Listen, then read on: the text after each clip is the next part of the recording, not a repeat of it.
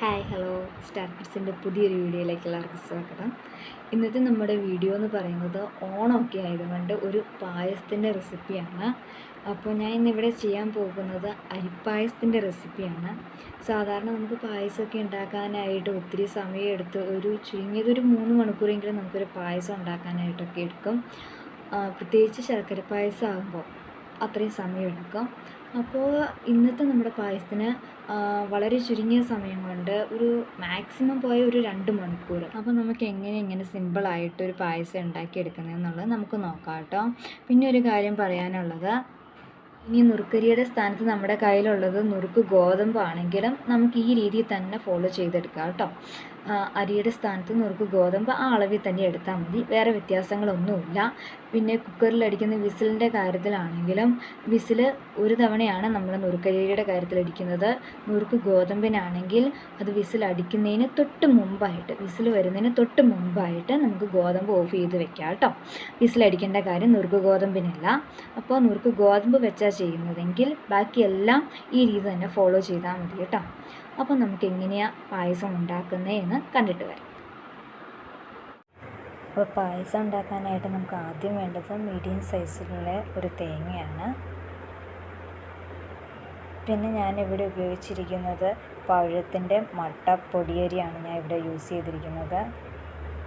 പൊടിയരി ഏത് വേണമെങ്കിലും യൂസ് ചെയ്യാം കേട്ടോ. പിന്നെ എല്ലാവരുടെയും വീട്ടിൽ ഉപയോഗിക്കുന്ന ഒരു മീഡിയം സൈസിലുള്ള ഒരു ഗ്ലാസ്, ആ ഗ്ലാസ്സിൽ 1.5 ഗ്ലാസ് അരിയാണ് ഞാൻ ഇതിന് വേണ്ടിയിട്ട് എടുത്തിരിക്കുന്നത്.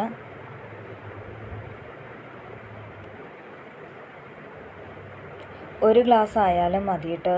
ഒരു 3-4 പേരുള്ള ഒരു വീട്ടിലേക്കാണെങ്കിൽ 1 ഗ്ലാസ് അരി എടുത്താലും മതി. അത്യാവശ്യം നല്ല അളവിൽ തന്നെ നമുക്ക് പായസം ഉണ്ടാവും കേട്ടോ.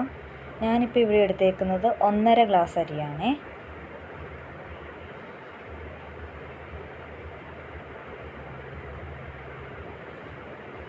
ഗ്ലാസ് ആകുമ്പോഴത്തേക്ക് എല്ലാവരുടെയും വീട്ടിൽ ഉപയോഗിക്കുന്ന ഒരു ഗ്ലാസ് എടുക്കാമല്ലോ എന്ന് കരുതിയിട്ടാണ് ഞാൻ ഗ്ലാസ്സിൽ അളവ് പറയുന്നത്.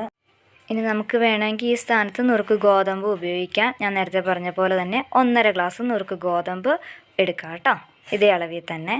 എന്നിട്ട് നമുക്കിതൊന്ന് നന്നായിട്ട് കഴുകി വാരിയെടുക്കാമേ. ഒരു 3-4 വട്ടം കഴുകാം കേട്ടോ. കഴുകിയതിന് ശേഷം അതിൻ്റെ കളർ നന്നായിട്ട് മാറിയിട്ടുണ്ട്. ഇപ്പോൾ ഒരു വൈറ്റ് കളറിലാണ് കിട്ടിയേക്കുന്നത്. കഴുകിയതിന് ശേഷമുള്ള വീഡിയോ ആണ് കേട്ടോ. ഇനി നമ്മളത് മീഡിയം സൈസിലുള്ള ഒരു കുക്കറിലേക്ക് മാറ്റുകയാണ്. അപ്പോൾ കുക്കറിൻ്റെ അകത്ത് 3/4 ഭാഗത്തോളം ഞാൻ വെള്ളം ഒഴിച്ചിട്ടുണ്ട്. ഇനി നമുക്ക് വേണ്ടത് എന്നാന്ന് വെച്ചാൽ 1 ടേബിൾ സ്പൂൺ ഓയിലോടെ ഞാൻ ഇതിലേക്ക് ചേർത്ത് കൊടുക്കുന്നുണ്ട്. റൈസ് വെന്ത് കഴിയുമ്പോൾ ഒട്ടിപ്പിടിക്കാതിരിക്കാൻ വേണ്ടിയിട്ടാണ്.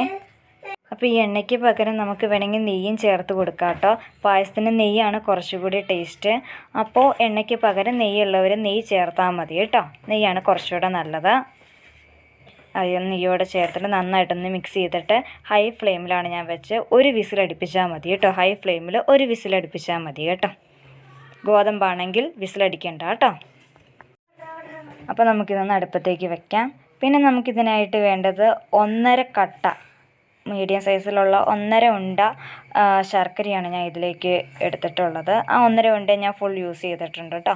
അത് ചെറുതായിട്ട് കഷ്ണിച്ച് നമുക്ക് ശർക്കര ഉരുക്കാനായിട്ട് വെക്കാം. ഇതുപോലെ ചെറുതായിട്ട് നമ്മൾ കഷ്ണിച്ചെടുക്കണേ. നുറുക്കിയെടുത്തതിന് ശേഷം അതിലേക്ക് നമ്മൾ യൂസ് ചെയ്തിരിക്കുന്ന 1/2 ഗ്ലാസ്, നമ്മൾ അരി അളന്ന അതേ ഗ്ലാസ്സിൽ തന്നെ 1/2 ഗ്ലാസ് വെള്ളമാണ് ശർക്കര ഉരുക്കാനായിട്ട് നമ്മൾ ഉപയോഗിക്കുന്നത് കേട്ടോ. അപ്പോൾ ശർക്കര ഉരുക്കാനായിട്ട് നമ്മൾ ലോ അല്ലെങ്കിൽ മീഡിയം ഫ്ലെയിമിൽ വേണം വെക്കാനായിട്ട്. ഹൈ ഫ്ലെയിമിൽ ഇട്ട് കഴിഞ്ഞാൽ ശർക്കര അടുക്കി പിടിച്ചു പോകും. അപ്പോൾ അത് കാരണം ലോ അല്ലെങ്കിൽ മീഡിയം ഫ്ലെയിമിൽ വെക്കുക. ആ സമയത്ത് നമുക്ക് വേറെ ജോലിയും ചെയ്യാം. അപ്പോൾ ഞാൻ ആ സമയത്ത് പോയി തേങ്ങ ചിരകിയായിരുന്നു. അപ്പോൾ നമുക്കിവിടെ ഒരു തേങ്ങയാണ് കേട്ടോ ഇത്. ഇത്രയാണ് തേങ്ങ. ഇത് ശർക്കര ഞാൻ ഉരുക്കിയെടുത്തിട്ട് അരിച്ചെടുത്തായിരുന്നേ. ചൂടോടുകൂടി തന്നെ അരിച്ചെടുക്കണം കേട്ടോ ശർക്കര ഉരുക്കിയത്.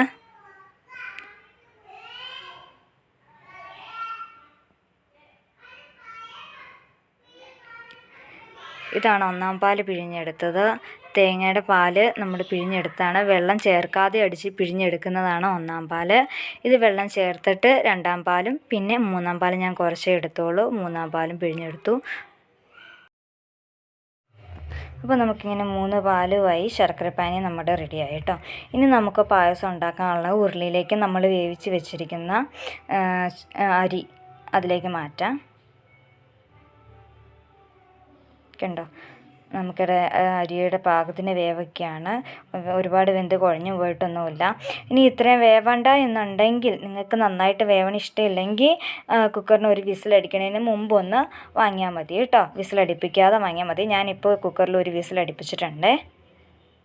ഇനി അതിലേക്ക് ശർക്കരപ്പാനിയും കൂടി ഇട്ട് ഇളക്കിയിട്ട് നന്നായിട്ടൊന്ന് കൂട്ടി യോജിപ്പിക്കുക. എന്നിട്ട് ഒരു 10 മിനിറ്റ് ഒന്ന് കുറുകി വരാൻ പാകത്തിനൊന്ന് ഇളക്കി കൊടുക്കുക കേട്ടോ. ഞാൻ ശർക്കരപ്പാനി ഇപ്പോൾ ഒഴിച്ചിട്ട് മിക്സ് ചെയ്തതാണിത്. ശർക്കരപ്പാനിയാണ് ആദ്യം ചേർത്ത് കൊടുക്കേണ്ടത്.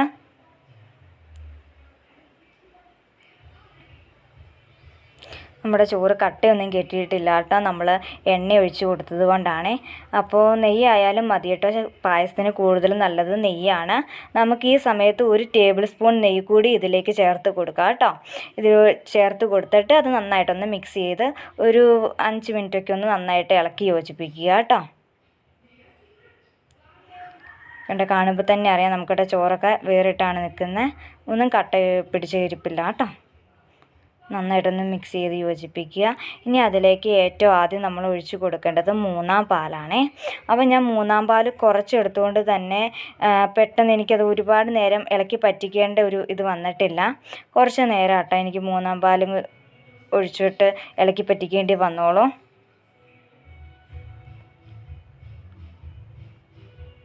മൂന്നാം പാൽ ഒഴിച്ചേ.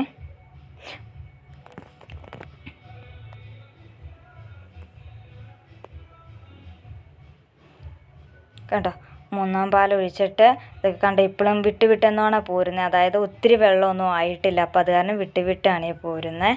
അപ്പോൾ അത് കുറച്ച് നേരം ഒന്ന് ഇളക്കിയിട്ട് നമുക്ക് ഉടനെ തന്നെ അതിലേക്ക് 2-ാം പാൽ പിഴിഞ്ഞത് നമുക്കതിലേക്ക് ഒഴിച്ച് കൊടുക്കാം കേട്ടോ. 2-ാം പാൽ പിഴിഞ്ഞൊഴിച്ച് നന്നായിട്ട് മിക്സ് ചെയ്ത് കഴിയുമ്പോഴത്തേക്ക് അത് നന്നായിട്ട് ലൂസായിട്ട് വന്നിട്ടുണ്ട്. കണ്ട, നന്നായിട്ട് ലൂസായിട്ട് വന്നിട്ടുണ്ട്. അപ്പോൾ ഇനി ഇത് കുറച്ച് സമയം എടുത്തിട്ട് നന്നായിട്ട് നമ്മൾ ഇത് കുറുക്കി പറ്റിച്ചെടുക്കണം. എന്നാലാണ് പായസത്തിന് ടേസ്റ്റ് ഉണ്ടാകത്തുള്ളൂ. ഇത് നന്നായിട്ട് കുറുക്കി പറ്റിക്കണേ. അപ്പോൾ കൈ വിടാതെ വേണം കേട്ടോ നമ്മൾ പായസത്തിന് ഇളക്കി കൊടുക്കുമ്പോൾ. കാരണം അല്ലെങ്കിൽ ചിലപ്പോൾ നമുക്കിടെ അടിയിൽ പിടിച്ചെന്ന് വരും. ഗോതമ്പായാലും നന്നായിട്ട് കൈ വിടാതെ തന്നെ ഇളക്കി കൊടുക്കണേ. കണ്ട, നന്നായിട്ട് ലൂസാണിപ്പോൾ. അപ്പോൾ ഇത് നന്നായിട്ടൊന്ന് നമുക്ക് കുറുക്കി പറ്റിച്ചെടുക്കാം കേട്ടോ. അങ്ങനെ ഒരു കുറുക്കി പറ്റിച്ചെടുക്കുമ്പോൾ നമ്മൾക്ക് ഇതിൻ്റെ അകത്ത് ഇങ്ങനെ കൊമളച്ച് ഇങ്ങനെ വരിക. ആ ഒരു പരുവാട്ടോ അത് ഞാൻ ഉദ്ദേശിക്കുന്നത്. കണ്ടോ, ഈ ഒരു പരുവാകുമ്പോഴത്തേക്കും നമുക്ക് ഇതിലേക്ക് 1-ാം പാൽ പിഴിഞ്ഞ് വെച്ചിരിക്കുന്നത് നമുക്ക് ഒഴിച്ച് കൊടുക്കാം കേട്ടോ. 1-ാം പാൽ പിഴിഞ്ഞ് വെച്ചത് ഒഴിച്ചതിന് ശേഷം പിന്നെ ജസ്റ്റ് ഒന്ന് തിളച്ചാൽ മതി. പിന്നെ നമ്മൾ ഒരുപാട് നേരം കുറുക്കി പറ്റിച്ചെടുക്കുകയൊന്നും വേണ്ട കേട്ടോ. ജസ്റ്റ് ഒന്ന് തിളച്ചാൽ മതി. എന്നിട്ട് നമുക്കത് വാങ്ങി വയ്ക്കാം കേട്ടോ.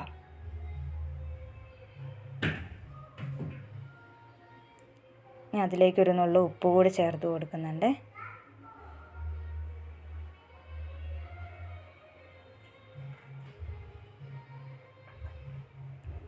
ഇപ്പോൾ 1-ാം പാൽ ചേർത്തു. 1-ാം പാലും കൂടിയും ചേർത്തിട്ട് നമുക്കൊന്ന് നന്നായിട്ട് മിക്സ് ചെയ്തിട്ട് ഒന്ന് ചൂടാക്കിയിട്ട് വാങ്ങി വയ്ക്കാം കേട്ടോ. നമ്മുടെ പായസത്തിൻ്റെ 1/4 ഭാഗം പണിയും ഇതോടുകൂടി തീർന്നു. ഇനി നമുക്ക് ചെയ്യാനുള്ളത് അണ്ടിപ്പരിപ്പ്, കിസ്മിസ് അതൊക്കെ ഒന്ന് വറുത്തിടുക എന്നുള്ളതാണ്. അപ്പോൾ അതിന് വേണ്ടിയിട്ട് ഞാൻ കുറച്ച് കശുവണ്ടിയും കുറച്ച് തേങ്ങാക്കൊത്തും പിന്നെ ഒരു 2 പാക്കറ്റ് എന്നോണം ഉണക്കമുന്തിരി എടുത്തിട്ടുണ്ട്. ഉണക്കമുന്തിരി 2 തരത്തിലുണ്ട്. ഒന്ന് കറുത്ത മുന്തിരിയും പിന്നെ യെല്ലോ കളറിലുള്ളതും. നമ്മൾ സാധാരണ പായസത്തിനായിട്ട് യൂസ് ചെയ്യുന്നത് യെല്ലോ കളറിലുള്ള മുന്തിരിങ്ങയാണ് കേട്ടോ. അപ്പോൾ ഞാൻ ഇത് 2 പാക്കറ്റ് യൂസ് ചെയ്യുന്നുണ്ട്. ഇതൊക്കെ നമുക്കിടെ ഇഷ്ടത്തിന് യൂസ് ചെയ്യാം കേട്ടോ. നമുക്ക് കൂടുതൽ ഇഷ്ടമാണെങ്കിൽ ഇതൊക്കെ കൂടുതൽ ഉപയോഗിക്കാം. കുറച്ച് മതിയെങ്കിൽ കുറച്ച്. ഞാൻ ഇവിടെ കുറച്ചേ എടുത്തിട്ടുള്ളൂ. നിങ്ങൾക്ക് ഇഷ്ടമാണെങ്കിൽ തേങ്ങാക്കൊത്തൊക്കെ നന്നായിട്ട് ചേർക്കാം കേട്ടോ. പിന്നെ നമുക്ക് വേണ്ടത് ഒരു 5-6 ഏലക്കയാണ്. ഏലക്ക ഞാൻ ചതച്ചെടുത്തേക്കുന്നതാണ്.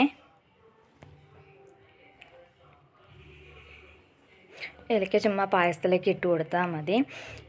കണ്ടോ, ഇതാണ് കേട്ടോ, നമ്മൾ നെയ്യിലാണ് കേട്ടോ ഇതെല്ലാം വറുത്തെടുത്തത്. ആദ്യം നമ്മൾ തേങ്ങാക്കൊത്തെടുത്തൊന്ന് മൂപ്പിച്ചെടുക്കണം. അതിന് ശേഷം അതിലേക്ക് കശുവണ്ടി ഇടണം. അതിന് ശേഷം പിന്നെ മുന്തിരിങ്ങയും കൂടി ഇട്ടാണ് മൂപ്പിച്ചെടുത്തേക്കുന്നത്. അപ്പോൾ നമ്മുടെ അണ്ടിപ്പരിപ്പും കിസ്മിസും ഒക്കെ ഞാൻ പായസത്തിലേക്ക് മിക്സ് ചെയ്ത് യോജിപ്പിച്ചിട്ടുണ്ട്. ഇനി ചൂടാക്കുകയൊന്നും വേണ്ട, ഇളക്കി വാങ്ങി വെച്ചാൽ മാത്രം മതി കേട്ടോ. അടുപ്പത്ത് വയ്ക്കുകയൊന്നും വേണ്ട കേട്ടോ, തിളപ്പിക്കുകയൊന്നും വേണ്ട. അപ്പോൾ നമ്മുടെ പായസം ഇവിടെ റെഡി ആയിട്ടുണ്ട്. അപ്പോൾ പെട്ടെന്ന് റെഡിയായില്ലേ. അപ്പോൾ ഈ ഓണത്തിന് നിങ്ങളെല്ലാവരും ഒന്ന് ട്രൈ ചെയ്ത് നോക്കണം. വളരെ എളുപ്പമാണ് ഇത് ഉണ്ടാക്കിയെടുക്കാനായിട്ട്, പെട്ടെന്ന് റെഡിയാകും. അപ്പോൾ എല്ലാവരും ഒന്ന് ട്രൈ ചെയ്യണം, മറക്കരുതേ. അപ്പോൾ എല്ലാവർക്കും എൻ്റെ ഹൃദയം നിറഞ്ഞ ഓണാശംസകൾ.